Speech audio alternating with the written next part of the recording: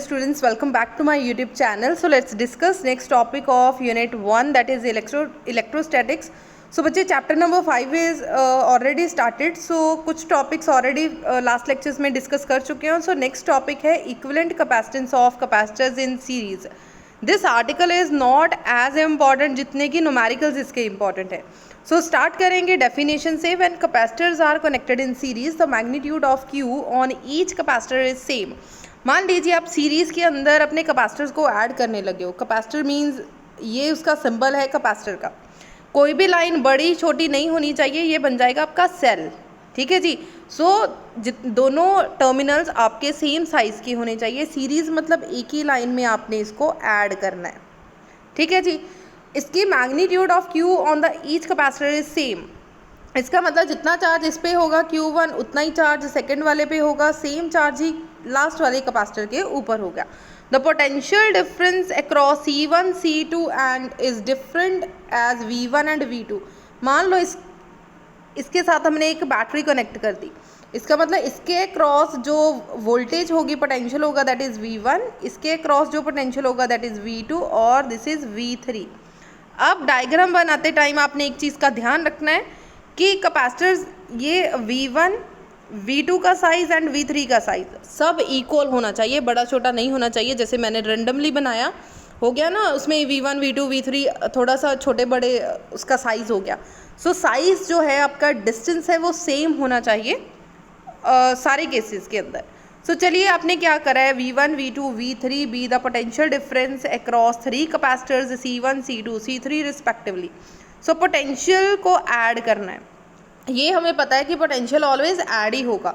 सो V किसके equal आ गया, V1 plus V2 plus V3. अब हमें पता है कैपेसिटेंस का फॉर्मूला क्या है, C is equal to Q over V. So क्या V की जगह पर लिख सकते हैं Q ओवर, सॉरी यहाँ से V निकालो, V उस तरफ ले जाओ और C पैर में ले आओ, आ गया. सो क्या इसकी जगह पे लिख सकते हैं Q डिवाइडेड बाई C. यहाँ पे क्या आएगा Q1 डिवाइडेड बाई C1. अच्छा Q हमारा सेम है, यहाँ पे क्या है Q सेम है मतलब Q ही लिखेंगे यहाँ पे, plus Q divided by C2 plus Q divided by C3. अब Q को कॉमन बाहर निकालो, इस Q के साथ Q जो है आपका कैंसिल आउट हो जाएगा. फाइनली आंसर क्या बचेगा, 1 over C is equal to 1 over C1 plus 1 over C2 plus 1 over C3. ये है आपका सीरीज़ का फॉर्मूला. बहुत रेयर चांसेस हैं कि ये आर्टिकल आए, लेकिन 2 मार्क्स के अंदर आपको ये आर्टिकल आ सकता है 2 मार्क्स के अंदर. बट इसके न्यूमेरिकल्स भी उतने ही इम्पॉर्टेंट है जितना आर्टिकल है. सो नेक्स्ट टॉपिक पे चलते हैं. सो ये आ गया आपका सीरीज़ वाला आंसर. जैसे मैंने आपको शॉर्ट में बताया ना, आप बिल्कुल शॉर्ट में भी लिख सकते हो. अगर अकेली लाइन आपने प्रॉपर नहीं लिखनी तो शॉर्ट में लिख सकते हो. नेक्स्ट आ जाओ, equivalent capacitance of capacitor in parallel. Capacitors are said to be in parallel, तभी पैरेलल बोलेंगे when one plate of each capacitor is connected one common point. किसी एक पर्टिकुलर कॉमन पॉइंट के साथ आपका कोई कैपेसिटर जुड़ा हो. For example this is a point और यहाँ पे बना दो कि दिस इज बी पॉइंट और यहाँ पे एक और कैपेसिटर ले लो. सो देखो बी पॉइंट और A point is a common point. So this is C1 C2 and C3 and other end of the each capacitor is connected at another common point B. दूसरा common point कौन सा है, B, in such a way that potential difference across each capacitor remains the same. जब आप इसे battery के साथ connect करेंगे, आपका पोटेंशियल जितना यहाँ पे V होगा उतना ही पोटेंशियल यहाँ पे होगा, उतना ही पोटेंशियल यहाँ पे होगा. मतलब V क्या रहेगा आपका, सेम रहेगा, लेकिन Q की वैल्यू क्या हो जाएगी, चेंज. फॉर एग्जांपल यहाँ पे जाएगा Q1, यहाँ पे जाएगा Q2 और नीचे की तरफ जो चार्ज जाएगा Q3. फर्स्ट सीरीज़ के अंदर क्या थी, ये चीज़ें आप लोग साइड पे कहीं पे लिख लो. सीरीज़ और पैरेलल दो चीज़ें पढ़ी हमने. सीरीज़ में आपका जो इस तरीके की डायग्राम बनेगी और दूसरा पैरेलल के अंदर आपकी इस तरीके की डायग्राम होगी. ठीक है जी. सो इस केस में आपका V चेंज हो रहा था, V1 plus V2 plus V3 और Q आपका क्या है, सेम. सीरीज़ के केस में. पैरेलल के केस में आपका जो V है पोटेंशियल सेम रहेगा और Q चेंज होगा. मतलब Q is equal to Q1 plus Q2 plus Q3. ये चीज़ें ध्यान देने वाली चीज़ है या लर्न करने वाली चीज़ है. सो इसे साइड पे कहीं पे भी लिख लो ताकि आपको कहीं पे भी कोई कन्फ्यूजन ना हो, ठीक है जी। सो नेक्स्ट चलते हैं इसकी डेरिवेशन के ऊपर। सो डेरिवेशन में अगर आपने थ्योरी लिखनी है लिख सकते हो, अगर स्किप करना चाहते हो तो देन स्किप भी कर सकते हो। सो चलिए स्टार्ट करना है आपके चार्जेस से। जैसे फर्स्ट सीरीज में V से स्टार्ट करा, यहाँ से क्या करेंगे, Q is equal to Q1 plus Q2 plus Q3। No what is the value of C? C is equal to Q over V। इसका मतलब Q का आंसर कितना आएगा, Q is equal to CV। So C मतलब C1V तो same ही रहेगा, is equal to यहाँ पे C आएगा CV, C1V plus C2V plus C3V। अब V कॉमन निकाल दो और कैंसिल आउट कर दो। फाइनली C का आंसर कितना आया, C1 plus C2 plus C3। Simple, बिल्कुल शॉर्ट फॉर्म में आप लोग लिख सकते हो। सो फाइनली आंसर आ गया आपका पैरेलल का, C is equal to C1 plus C2 plus C3। Done. So बहुत ज़्यादा सिंपल आर्टिकल है, इसके न्यूमेरिकल्स एग्जाम के अंदर आने के चांसेस ज़्यादा है। सो बेटा आज का लेक्चर और मंडे वाला लेक्चर, बस 2 लेक्चर रह गए, इसके बाद यूनिट 1 हमारा कंप्लीट हो जाएगा।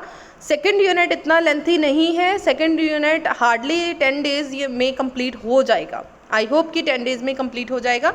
सो चलिए नेक्स्ट टॉपिक पे चलते हैं। सो बेटा नेक्स्ट आर्टिकल पे चलते हैं। Energy stored in parallel plate capacitor, in which form of energy stored, this is the most important topic. अब देख सकते हैं 2010, 11, 12, 13, 14, 15, 16, 17, 18 कॉन्टिन्यूसली आपके एग्जाम के अंदर ये क्वेश्चन आया हुआ है। 2019 से लेके 21 तक फिजिक्स का पेपर ही नहीं हुआ, दैट इज वाई यहाँ पे कोई सन मेंशन नहीं है 2019 वाला। सो चलिए अब 2022 में ही एग्जाम होगा, जो अभी फाइनल एग्जाम होंगे स्टूडेंट्स के। सो सबसे पहले आपने क्या करना है, एक पैरेलल प्लेट कैपेसिटर लेना है, एक ए प्लेट और बी प्लेट। यहाँ पे लिखा है पी प्लेट और क्यू प्लेट। ए के ऊपर जो चार्ज है प्लस क्यू चार्ज और बी के ऊपर जो चार्ज है minus Q charge. Always electric field lines positive to negative flow होगी। सो इलेक्ट्रिक फील्ड लाइन इस तरफ है, हमें पता है ई की वैल्यू ऑलवेज कितनी है, sigma divided by epsilon not, और दोनों प्लेट्स के बीच में जो डिस्टेंस है that is D.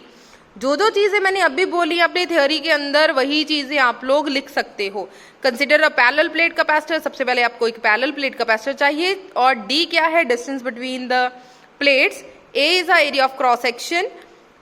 The process of charging a capacitor is equivalent to that of the transferring charge from one point to the other point। एक point से लेके दूसरे पॉइंट तक आपका चार्ज फ्लो कर रहा है।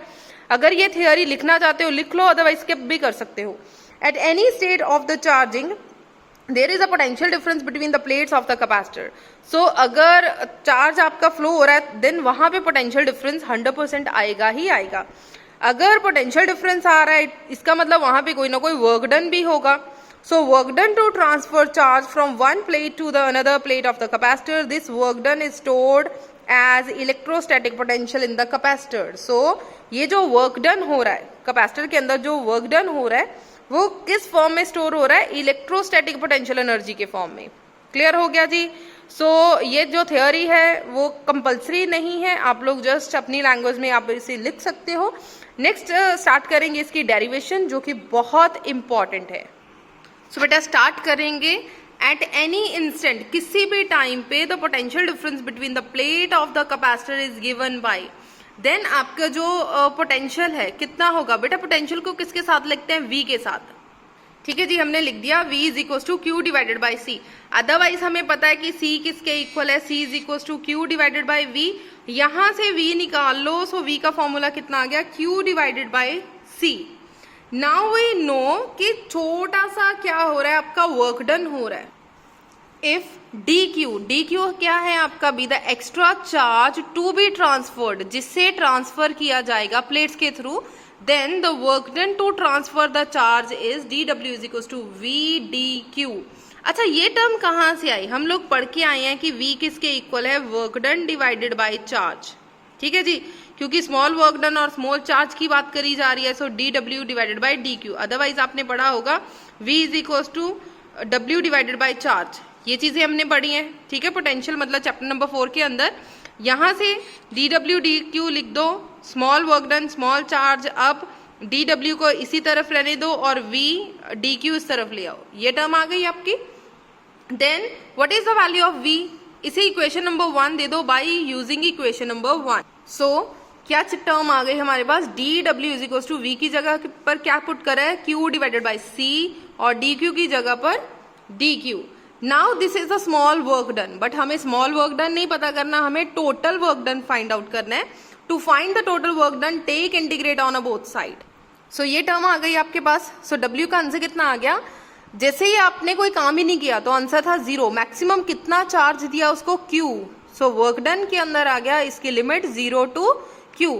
अब डी क्यू की डी डब्ल्यू की वैल्यू ये पुट करें, so we get close integral 0 to Q, D W की वैल्यू कितनी है, Q divided by C D Q.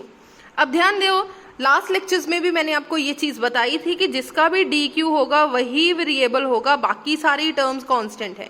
इसके अकॉर्डिंगली उस चीज के अकॉर्डिंगली 1/c आपका क्या हो गया, कांस्टेंट टर्म। सो इंटीग्रेशन क्या है 0 टू Q, अंदर क्या बच गया Q डी क्यू। ये टर्म सबको क्लियर है किस तरीके से लिख रही हूँ, ठीक है। सिर्फ जिसकी भी डेरिवेटिव पड़ा है सिर्फ वही टर्म आपका वेरिएबल है, बाकी सारी टर्म कांस्टेंट। जैसे ही इसे सॉल्व करेंगे आ जाएगा मॉड, इंटीग्रेशन सॉल्व करने लगे मतलब डी क्यू भी साथ ही खत्म हो जाएगा।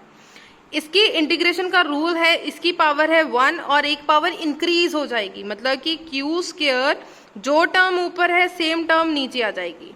और सिर्फ इंटीग्रेशन खत्म करी है, limits as such 0 to Q जो इसकी लिमिट्स है वो एज सच है।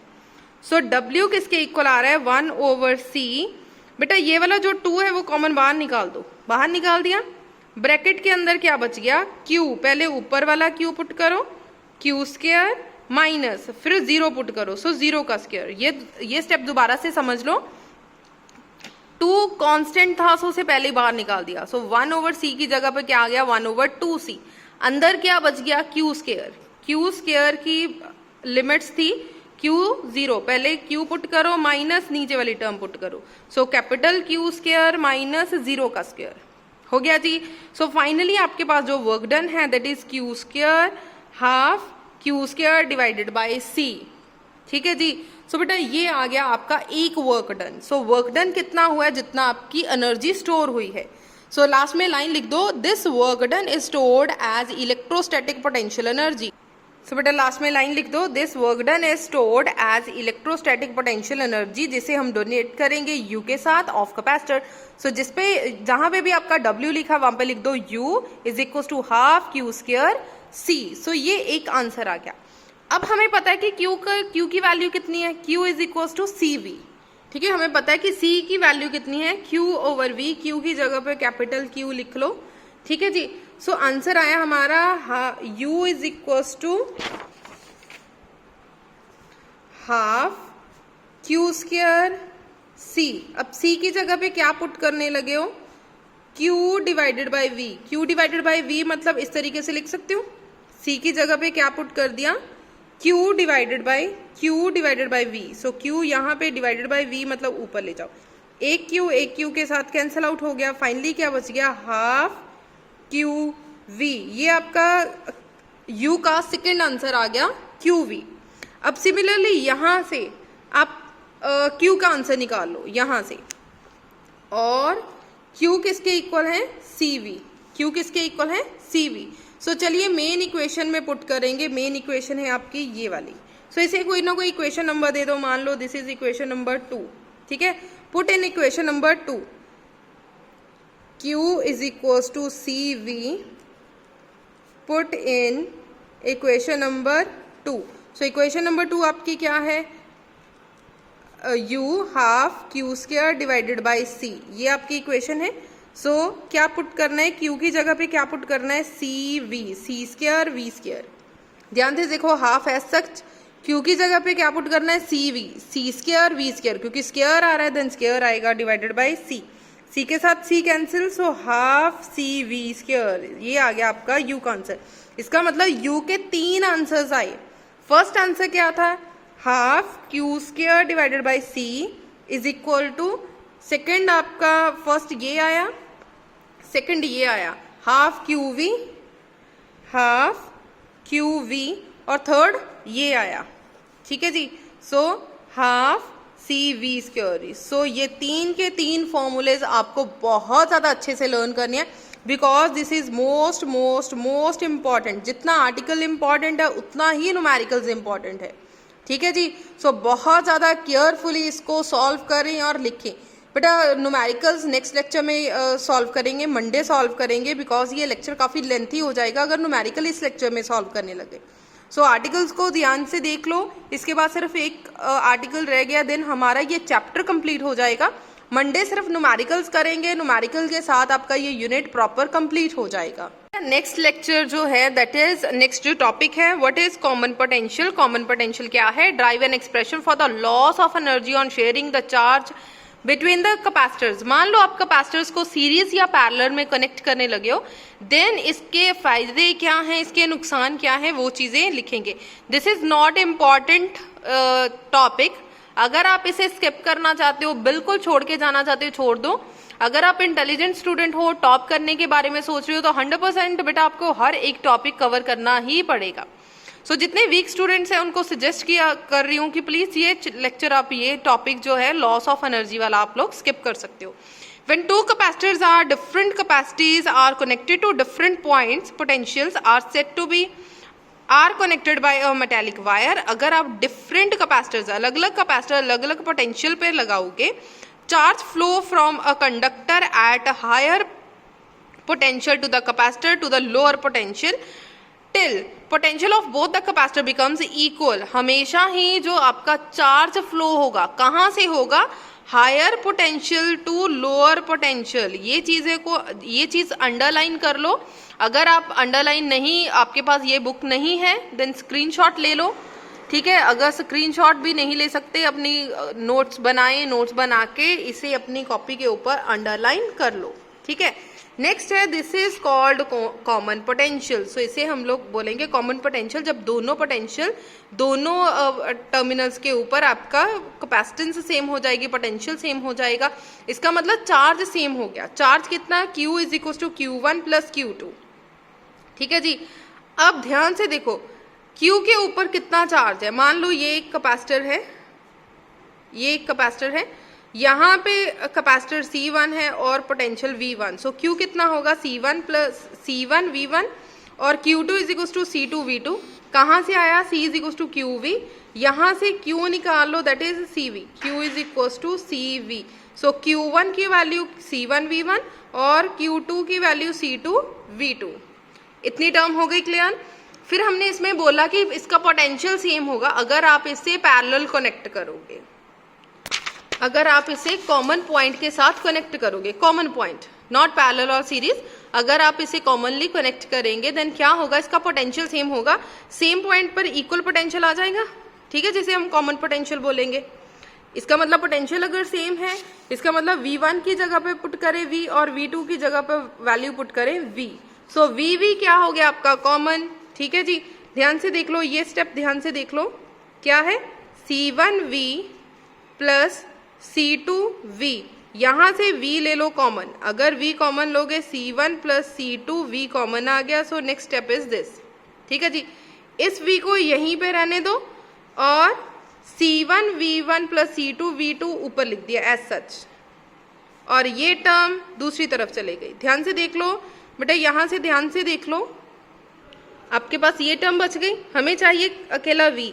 सो ये टर्म एज सच लिख दो, C1V1 प्लस C2V2, और ये टर्म दूसरी तरफ ले जाओ divided by C1 plus C2। ये टर्म आ गई आपकी, ठीक है जी, ये टर्म आ गई आपकी। डन। नेक्स्ट U अभी हमने फाइंड आउट करा है आर्टिकल में, half CV square, half C1V1 square plus half C2V2 square. अभी हमें पता है कि V तो सेम है, सो V1 V2 की जगह पे क्या लिखेंगे? VV, ठीक है जी। सो लॉस ऑफ एनर्जी कितना होगा? ये कितना है? U, और ये कितना है? U, और ये कितना है? U dash. इसमें ये वाली टर्म माइनस कर दो। अब U की वैल्यू क्या है? Half C1V1 square. ये है बेटा बिफोर, ये है आफ्टर, ठीक है, यहाँ पे लिख लो। जब उसे कनेक्ट नहीं किया, मतलब बिफोर, उसकी एनर्जी कितनी होगी? C1V1 square. जैसे ही आपने कनेक्ट कर दिया बैटरी के साथ, आफ्टर उसकी एनर्जी कितनी होगी? सेम हो जाएगी। सो बिफोर में से आफ्टर या इनिशियल में से फाइनल माइनस कर दो, आ गई टर्म ये सब में अब ध्यान से देखो, half C1 V1 square half C2 V2 square. अब देखो हाफ कॉमन निकाल दिया यहाँ से और यहाँ से, ये कॉमन हाफ बाहर निकल गया, अंदर रह गया C1 plus C2, V square common बाहर निकाल दिया। डन। यहाँ पे बेटा V स्क्वायर की वैल्यू पुट करने लगे, V स्क्वायर की वैल्यू ऊपर सॉल्व करिए, ये रही। सो जस्ट ये टर्म एज सच, ये term as such, half C1 plus C2 as such, और V स्क्वायर की वैल्यू ये पुट कर दो। ये आ गया C1 V1 plus C2 V2, A plus B whole square बेटा किसके इक्वल है, A square plus B square plus 2AB। ठीक है जी, A square plus B square plus 2A C1 V1 C2 V2, बस C अलग लिख दी, V वाली terms बाद में लिख दी, बाकी सारा सेम। ठीक है जी, ये टर्म सबको क्लियर हो गई। नीचे क्या है, C1 प्लस C2 का होल स्क्वायर एज सच लिख दिया, ये वाला जो 2 था वो यहाँ पे लिख दिया। अगर आप पहले लिख दोगे 1/2 तो यहाँ पे लिखने की ज़रूरत नहीं है, एज योर विश, जैसे मर्जी कर लो। ये पूरी टर्म एक टर्म के साथ कैंसिल आउट हो गई, नीचे बच गया 2C1 प्लस C2 बच गया। बेटा ये आर्टिकल मैं डायरेक्ट बुक से करवा रही हूँ, अगर बाई चांस क्लियर ना हो तो बता देना, संडे वाले दिन या किसी फ्री डे में आपको ये हैंड रिटन बता दूंगी। अदरवाइज तो बहुत ज़्यादा इजी है, जैसे जैसे मैं बता रही हूँ अपनी कॉपी पर सॉल्व करके देखें, इजीली सॉल्व हो जाएगा। नेक्स्ट बेटा जस्ट वैल्यू सॉल्व करना स्टार्ट करें। C1 V1 स्क्वायर C1, अब ध्यान से देखो, यहाँ से क्या किया, अपनी वैल्यू सॉल्व करनी स्टार्ट करी। ये मैं सॉल्व करवा देती हूँ। देखो यहाँ पे 2 है, divided by 2 C1 plus C2, so LCM ले लो, C2 C1 प्लस C2। अब इसे जब इसके साथ सॉल्व करेंगे, 2 के साथ 2 कैंसिल, ये वाली सारी टर्म इस टर्म के साथ मल्टीप्लाई हो जाएगी इस तरीके से। ठीक है जी, 2 के साथ कैंसिल हो गया, ये पूरी टर्म इस टर्म के साथ मल्टीप्लाई हो गई, ये लिख दी। नेक्स्ट है प्लस का साइन, सो प्लस का साइन, 2 के साथ 2 कैंसिल, ये पूरी टर्म इस पूरी टर्म के साथ मल्टीप्लाई हो जाए। डन, क्लियर हो रहा है बेटा। देन ये पूरी टर्म इस पूरी टर्म के साथ कैंसिल हो गई, मतलब डायरेक्ट 1 को जब इसके साथ मल्टीप्लाई किया सेम टर्म आ जाएगी, लेकिन ब्रैकेट ओपन कर दो। ब्रैकेट ओपन करेंगे, minus C1 square V1 square minus plus minus minus C2 square V2 square plus minus minus 2C1 C2 V1 V2। यहां तक सबको क्लियर है? ठीक है जी। देन ओपन द ब्रैकेट, इसे पहले इसके साथ मल्टीप्लाई करो, we get C1 square V1 square, then इसे इसके साथ मल्टीप्लाई करो, plus C1 C2 V1 square, plus इसे इसके साथ मल्टीप्लाई करो, C1 C2 V2 square, plus इसे C2 के साथ मल्टीप्लाई करो। जैसे मैं एरो बना रही हूँ ना, आपको समझाने के लिए बना रही हूँ, सो प्लीज आप अपनी कॉपी पे मत करना। C2 स्क्वायर V2 स्क्वायर, बाकी सारी टर्म बेटा एज सच, बाकी टर्म एज सच लिख दो, जो कि पीछे टर्म है आपकी। आ गई ये टर्म। अब ध्यान से देखो, कोई टर्म है जो कट हो रही है, ये वाली टर्म इस टर्म के साथ कैंसिल आउट हो गई, क्योंकि ये पॉजिटिव है, ये नेगेटिव है। और ध्यान से देखो, कोई और टर्म है, ये टर्म, ये पॉजिटिव है और ये नेगेटिव है, कैंसिल आउट हो गई, सो कट कर दो। अब ध्यान से देखो, C1 C2 C1 C2 C1 C2 सब में आ रहा है, सो कॉमन बाहर निकाल दिया। ब्रैकेट के अंदर क्या बच गया, V1 square plus V2 square minus 2V1 V2। ये आपको सबको क्लियर हो रहा है? देन ये टर्म एज सच लिख दो, C1 C2, this is A square plus B square minus 2AB, so this is A square minus A minus B का होल स्क्वायर। डन, बाकी टर्म एज सच लिख दी। So this is the final answer which is always positive. So ये आपका answer क्या आएगा, always positive में answer आएगा। So energy loss occurred bye amount, क्या आंसर आएगा? So loss of energy occurred bye amount क्या आएगा, सेम C1 C2 जो ऊपर आंसर आया, V1 minus V2 the whole square divided by 2C1 plus C2। ठीक है जी। This article is not important, but करके देख लो, अगर कहीं पे भी किसी भी स्टेप में आपको कोई भी प्रॉब्लम हो पूछ लो। सो जाने से पहले वीडियो को लाइक कर दो, मैक्सिमम शेयर कर दो। Thank you so much.